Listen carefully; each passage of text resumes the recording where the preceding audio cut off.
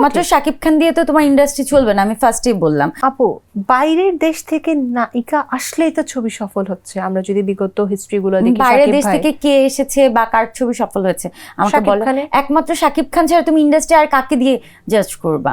একমাত্র শাকিব খান দিয়ে তো তোমার ইন্ডাস্ট্রি চলবে না, আমি ফার্স্টেই বললাম।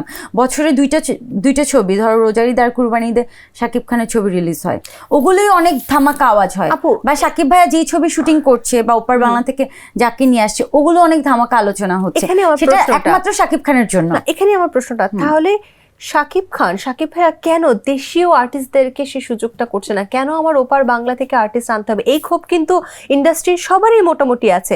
আমার ইন্ডাস্ট্রিতে আসলে প্রতিটা চরিত্রের জন্যই মানুষ আছে। আমি যদি শিরিন শিলার কথা বলি, আমি যদি বিদ্যা সিনহা মিমের কথা বলি, আমি যদি পরিমনির কথা বলি, তাহলে এরা কি কাজ করবে না? এটা তো শাকিব ভাই এখন নিজের ব্যক্তিগত ব্যাপার, আমি এটাকে কি বলবো। উনি চায় যে এখন নতুন নতুন মুখ নিয়ে কাজ করতে, ওপার বাংলা থেকে কাউকে নিয়ে আসতে।